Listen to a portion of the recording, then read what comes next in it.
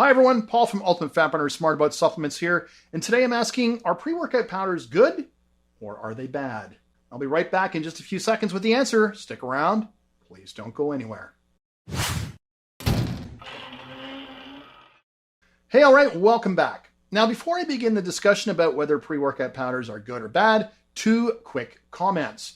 The first is that any discussion like this is highly subjective and based partially on personal opinion. In other words, you may not agree with me on all this stuff, and that is totally cool. The second point I want to make is that I'm talking in generalities here and not about any specific product. Obviously, the product you choose makes a big difference. Some products are great and formulated with a lot of thought, some are average, and some are crap.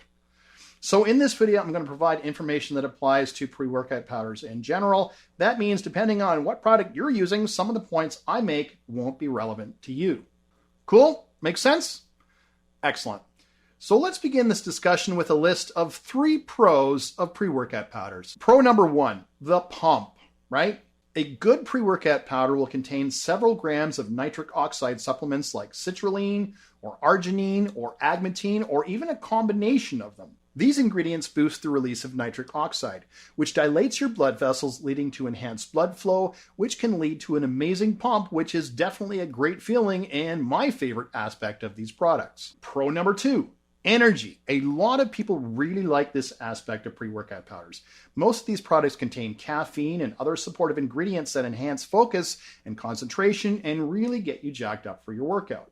Pro number 3, supportive ingredients. And by that I mean well-formulated pre-workout powders contain, in addition to those nitric oxide supplements I mentioned earlier, ingredients that help you get the most out of your workout. So these can include things like beta-alanine, creatine, betaine anhydrous, PKHTP, and so on. There's quite a few. So that's all good stuff and reasons why you might want to try a pre-workout powder. Now, what about the other side of the coin? Great question. Now that we've talked about the pros, let's discuss the top 3 cons. Con number 1, shaky science. What do I mean by this?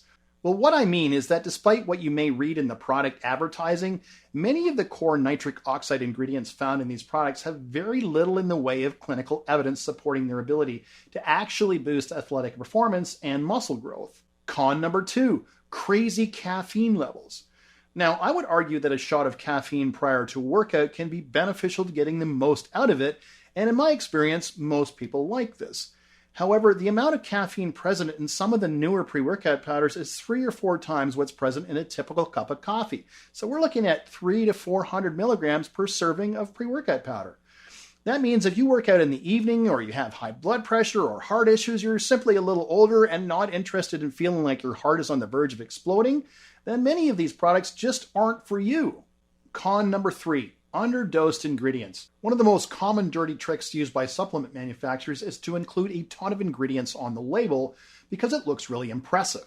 You pick it up and you look and you go, wow, look at all the stuff I'm getting. This must be a really great product. The problem is that while all that stuff may appear impressive, there's actually so little of the various ingredients present that they won't have any effect. The nutritional supplements, herbal ingredients, and nutraceuticals present in pre-workout powders are not that different from pharmaceutical drugs in that they need to be present at an effective dose if they're going to have any effect at all. Dressing up the label with tons of ingredients may make it appear like the product is scientifically advanced or heavily researched and you're getting really good value for your money, but the truth is actually the opposite. You're getting little to no value from these ingredients. So there you go, 3 pros and cons of pre-workout powders and hopefully some decent ammunition to help you decide whether or not to try one. If you're interested in checking out a video on my 3 favorite pre-workout supplements, I'll include a link to it under the video and pin it to the top of the comments section. All right, it's time for me to go. Hope you enjoyed the video. If you liked it, a thumbs up or a share would be awesome. If you hated it, please thumb it down. I want to know what you think, good or bad. Oh yeah, and before I go, I have to ask, are you subscribed to this channel? 1 click is all it takes. It'd be great to have you on board. Click the button, and I'll see you soon.